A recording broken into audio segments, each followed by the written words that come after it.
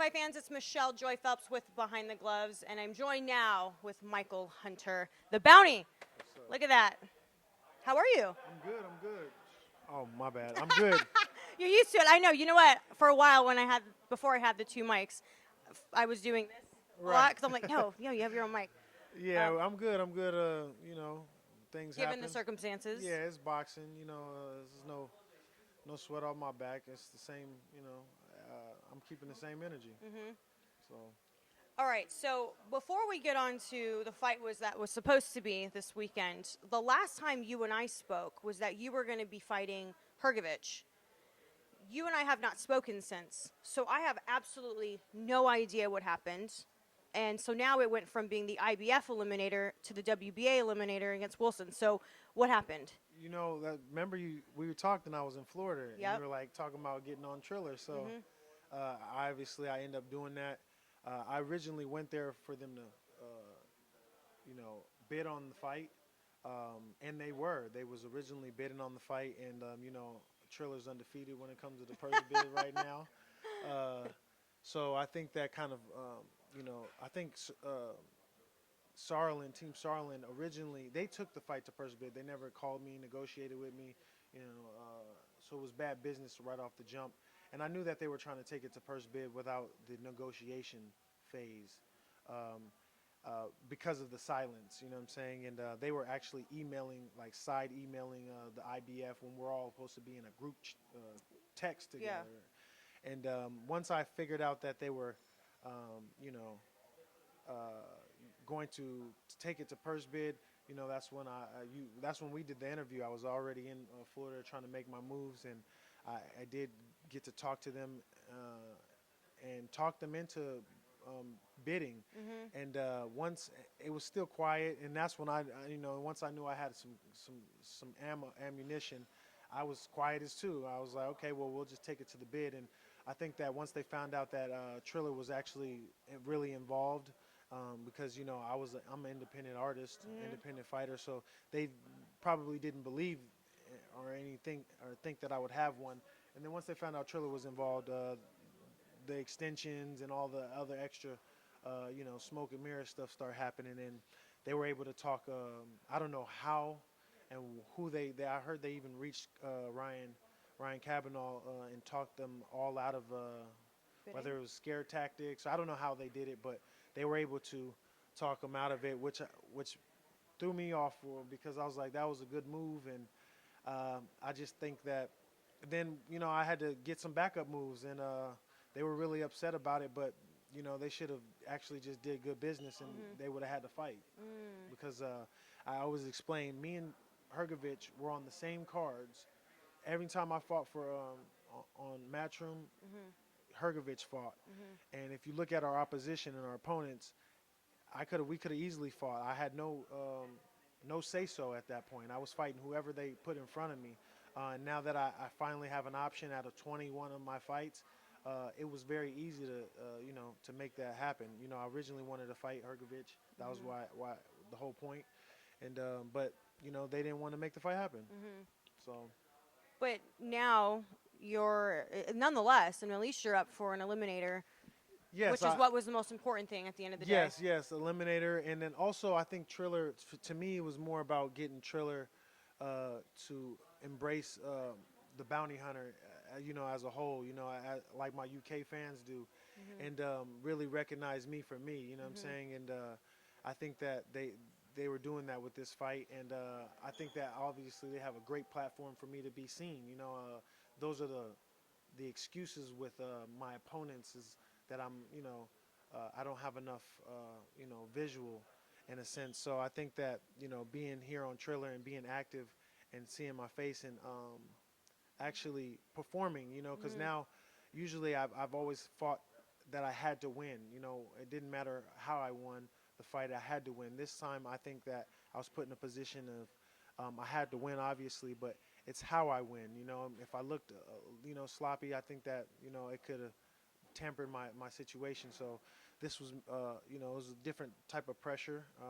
So is this some sort of exclusive deal with Triller that you have going on, or are you still independent and just working alongside Triller? Well, right now we have a 2-fight deal Okay. with Triller, so in that sense it's exclusive. But I don't know how many times they're gonna they or what's the date, but I'm gonna eventually have to fight and I have to stay active. So that's one thing that I'm not gonna stop doing is being act.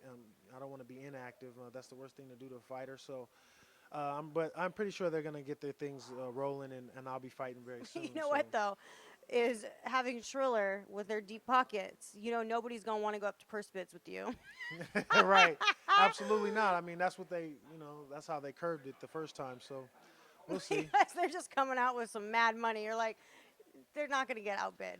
Yeah, I really think that when Eddie and them really found that out, they knew that they had to put a stop onto that. So and then that's what messed up everything else. So it was just like a trickle effect, and I had to take care of my own. You know what I'm saying? So they didn't want to work, so Michael had to do what he had to do.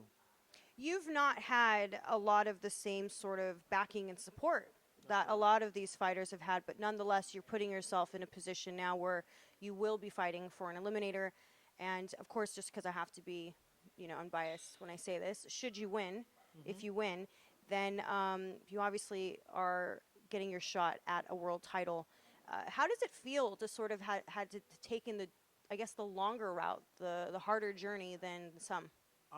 This is like this is when we talk about that, I have to always think of my dad always comes up.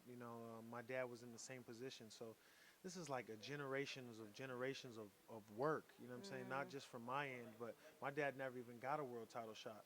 So for me to even get to these this close and get to these reach these feats is something that I'm putting one in the history books for the fam. So I just got to take it one step at a time and don't let off the gas. For people that don't know this little fun fact, who have you beat in the amateurs? I beat Tyson Fury. I beat not Anthony Joshua, Andy Ruiz.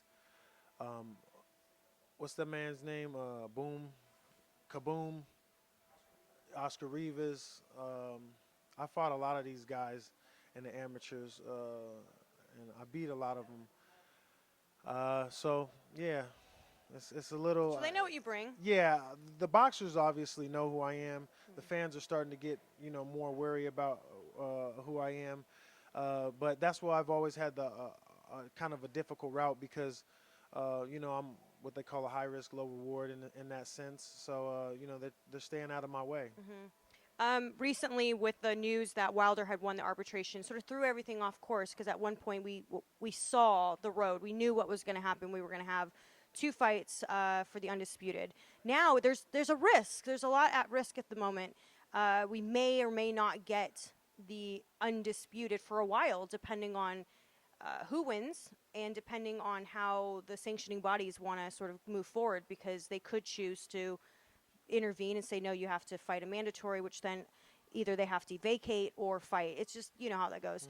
Do you feel that to some degree this sort of benefited you to potentially get the world title fight, as opposed to when it was undisputed, you knew pretty much for a good 8 to maybe 12 months that there was not going to be a world title shot? Yeah, boxing has so many moving parts, and everybody's trying to jock for position. So it was really hard to say. I'm always the guy that they want to stay away from. So I don't know. I really don't know. I think that this could be obviously a better situation, I guess, for me and my part.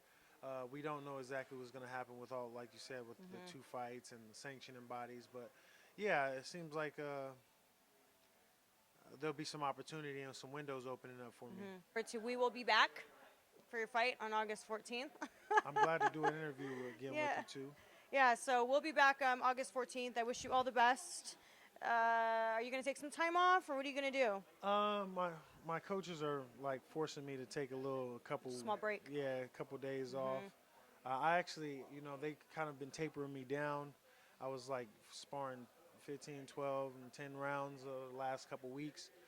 And then I started tapering down and stopped basically doing pretty much nothing compared to the intensity that I was doing. So I've already had the itch, to kind of throw some punches and stuff like that. So I'll probably, training, I have to go into a different phase. I'm not obviously going to be doing a lot of boxing, but I'll go back to my lifting and, trying to get stronger and stronger for these big guys.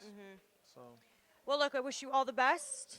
We'll speak soon, and go enjoy a few days in Miami. I know we have kind of shit weathered today, or yeah, for the next few days, actually. I think it's going to be the only sunny day is on the day of the fight, right? Yeah, I heard Friday and Saturday. I heard Friday and Saturday are the only sunny days. Yeah, So, blah. Yeah, sucks. I'm flying out Fridays. I'm like, damn, can't even get any sun. But thank you for your time. I appreciate it as always, and we'll catch up soon. Thank you. All right. Appreciate it. Bye, Fight fans. Hey, Fight fans, it's Michelle Joy Phelps. If you haven't already subscribed to our YouTube channel, make sure you do so by clicking this icon right here, or else